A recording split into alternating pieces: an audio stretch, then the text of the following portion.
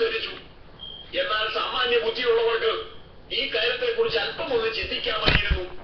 വിവാഹം ഈ ലോകത്ത് എവിടെ തന്നെ നടന്നാലും ഏത് സംസ്കാരത്തിന്റെ വകയായാലും വിവാഹത്തിന്റെ ദിവസം മണവാട്ടി ഒരു വിളക്കും കത്തിച്ച് മണവാളൻ വരുന്നതും കാത്ത് വാതുക്കൽ പോയിരിക്കുന്ന ഒരു ആചാരം ഈ ലോകത്ത് ഒരിടത്തും ഉണ്ടാകുകയില്ല. വിവാഹ ദിവസം മണവാളൻ പ്രാധാന്യമുള്ളവനാണ്. അതുപോലെ തന്നെ പ്രാധാന്യമുള്ള വ്യക്തിയാണ് മണവാട്ടി. മണവാട്ടിക്ക് ഒറ്റയ്ക്കിരിക്കാൻ ആഗ്രഹമുണ്ടെങ്കിൽ പോലും ഒരിക്കലും ഒരു സമൂഹത്തിലും വിവാഹത്തിന്റെ അന്ന് മണവാട്ടിക്ക് ഒറ്റയ്ക്കിരിക്കാൻ കഴിയുകയില്ല. മണവാട്ടിയോടൊപ്പം നിരവധി ആളുകൾ ഉണ്ടായിരിക്കും. അവളെ ആയിച്ചൊരുക്കുന്ന നിരക്കിലായിരിക്കും അവരൊക്കെ. മണവാട്ടി വിളക്കും കത്തിച്ച് അർദ്ധരാത്രിയിൽ ആ പട്ടണത്തിന്റെ കവാടത്തിൽ പോയിരിക്കുന്ന ഒരു രീതി അതൊരിക്കലും ഉണ്ടാകുകയില്ല തന്നെ. ഇവിടെ 10 കന്യകമാർ വിളക്കുമായി പുറപ്പെടുകയാണ്. എന്താണ് അതിനർത്ഥം? യഹൂദ നാട്ടിലുള്ള വിവാഹത്തെക്കുറിച്ചൊക്കെ മനസ്സിലാക്കിയാൽ ഈ സംശയം തീർന്നു പോകുന്നതാണ്. നാം മണവാളനെ കുറിച്ച് പറഞ്ഞല്ലോ. മണവാളൻ വരുന്നു, മണവാളന് തോഴന്മാരുണ്ടാകും. അതിലൊരാൾ മണവാളൻ വരുന്ന കാര്യം മുൻകൂട്ടി പറയുവാൻ വേണ്ടി വിവാഹം നടക്കുന്ന വീട്ടിലേക്ക് വരും. അതോടൊപ്പം തന്നെ മണവാളന്റെ മറ്റു തോഴന്മാർ മണവാളനോടൊപ്പം ഉണ്ടായിരിക്കും. മാത്രമല്ല മണവാളനോടൊപ്പം വലിയൊരു സംഘവും വരുന്നുണ്ടാകും. മണവാട്ടിയുടെ വീട്ടിലെ സ്ഥിതിയും മറിച്ചല്ല. അവിടെ മണവാട്ടിയുണ്ട്. ഏറ്റവും നല്ല വസ്ത്രമൊക്കെ ധരിച്ച് അണിഞ്ഞൊരുങ്ങി മണവാട്ടി ഇരിക്കുകയാണ്. മണവാട്ടിക്ക് ചുറ്റും തോഴിമാരുണ്ടാകും. മണവാട്ടിയുടെ വീട്ടുകാരും മറ്റ് ക്ഷണിക്കപ്പെട്ട അതിഥികളും ഉണ്ടാകും. മണവാളൻ പട്ടണത്തിന്റെ വാതിൽക്കൽ എത്തുമ്പോൾ അവനെ സ്വീകരിക്കുവാൻ വേണ്ടി മണവാട്ടിയുടെ തോഴിമാരോ അതുപോലെ വീട്ടിലുള്ളവരോ ചെല്ലുക പതിവാണ്. ഇവിടെയും അത് തന്നെയാണ് സംഭവിക്കുന്നത്.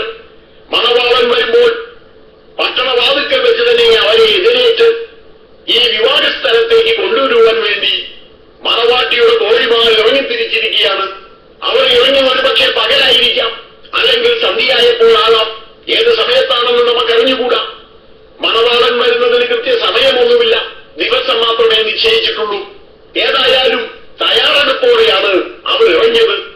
ഇനി വിളക്കിന്റെ പ്രശ്നം എന്താണ്? ആ നാട്ടിൽ ഒരു നിയമമുണ്ടായിരുന്നു. രാത്രികാലങ്ങളിൽ ആര് സഞ്ചരിച്ചാലും വിളക്കുണ്ടായിരിക്കണം. വിളക്കില്ലാതെ ആരെങ്കിലും രാത്രിയിൽ പോകുന്നത് കണ്ടാൽ അവർ പിടിയിലാകും. അവർ കള്ളന്മാരാണ് എന്ന ധാരണയാണുള്ളത്. അപ്പോൾ ശരിയായ രീതിയിൽ നടക്കുന്ന ഏത് വ്യക്തിയും വിളക്ക് കത്തിച്ചുകൊണ്ട് വേണം രാത്രിയിൽ നടക്കാൻ എന്നാണ് അവിടുത്തെ നിയമം. മണവാളന് വേണ്ടി ഈ കന്യകമാർ 10 പേരും കാത്തിരുന്നു. ഇവർ മണവാട്ടിയുടെ തോഴിമാരാണ്. മണവാളൻ വരുമ്പോൾ അവനെ സ്വീകരിച്ച് വിവാഹ സ്ഥലത്തേക്ക് കൂട്ടിക്കൊണ്ടുപോകാൻ വേണ്ടിയാണ് ഇവർ കാത്തിരുന്നത്. അങ്ങനെയിരുന്നു. മണവാളൻ വരുന്നില്ല. സമയം മുന്നോട്ട് പോയി. വിളക്കിൽ നിറച്ച് എണ്ണയുണ്ടായിരുന്നു. എന്നാൽ വിളക്ക് കത്തിക്കൊണ്ടിരുന്നു. ക്രമേണ എണ്ണ പറ്റി. ഇതാ മണവാളൻ വരുന്നു എന്ന് പറഞ്ഞ് ആർപ്പുവിളി ഉണ്ടായപ്പോൾ ഇവരെല്ലാം വിളക്ക് പറയുന്നതുപോലെ തെളിച്ചു. എന്നാൽ എണ്ണ പറ്റി പോയിരുന്നത് കൊണ്ട് 5 പേരുടെ വിളക്ക് തെളിയുവാൻ ഇടയായില്ല. ബാക്കി 5 പേരുടെ വിളക്ക് തെളിഞ്ഞു. അവരുടെ കയ്യിൽ സ്റ്റോക്ക് എണ്ണയുണ്ടായിരുന്നു. അത് നിറച്ചാണ് അവർ വിളക്ക് തെളിച്ചത്. ബാക്കിയുള്ളവർ ഇവരോട് എണ്ണ ചോദിച്ചു. പക്ഷെ ഇവർക്കും അവർക്കും തികയാത്ത സ്ഥിതി വരും. അതുകൊണ്ട് അവർ പറഞ്ഞു, ഞങ്ങൾക്ക് തരാൻ നിവൃത്തിയില്ല. എണ്ണ വിൽക്കുന്ന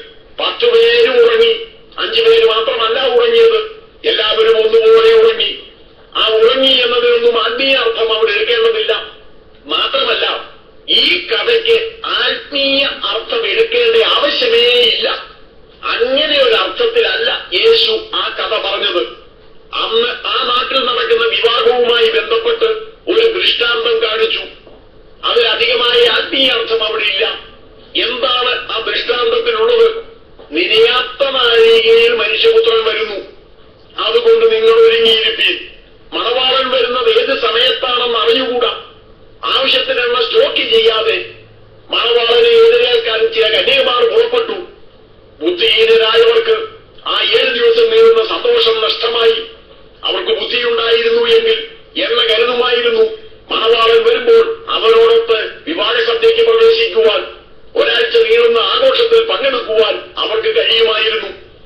ആ സന്തോഷം അവർക്ക് നഷ്ടമായി. ഇത്രയെല്ലാം കഷ്ടപ്പാട് സഹിച്ചിട്ടും പ്രയോജനമില്ലാതെ പോയി. അത്രമാത്രമാണ് അർത്ഥം.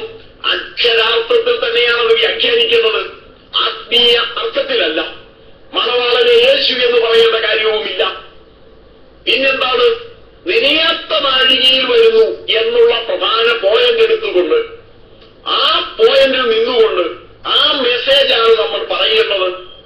യേശു പറഞ്ഞ മെസ്സേജ് അതാണ്. 10 കന്യകമാരുടെ ഉപമ വ്യാഖ്യാനിക്കുമ്പോൾ നമ്മൾ ജനത്തിന് കൊടുക്കേണ്ട മെസ്സേജ് അത് തന്നെയാണ്. നിനയാത്ത നാഴികയിൽ മനുഷ്യപുത്രൻ വരുന്നു, അതുകൊണ്ട് നിങ്ങളും ഒരുങ്ങിയിരിപ്പീൻ. 10 കന്യകമാരെ കുറിച്ചുള്ള ഉപമയിൽ നമുക്ക് പറ്റുന്ന അബദ്ധം എവിടെയാണെന്ന് മനസ്സിലായി എന്ന് ഞാൻ ചിന്തിക്കുന്നു. കർത്താവ് ഒരു ഉപമ പറയുമ്പോൾ ആ ഉപമയ്ക്ക് ഒരു മെസ്സേജ് ഉണ്ടായിരിക്കും.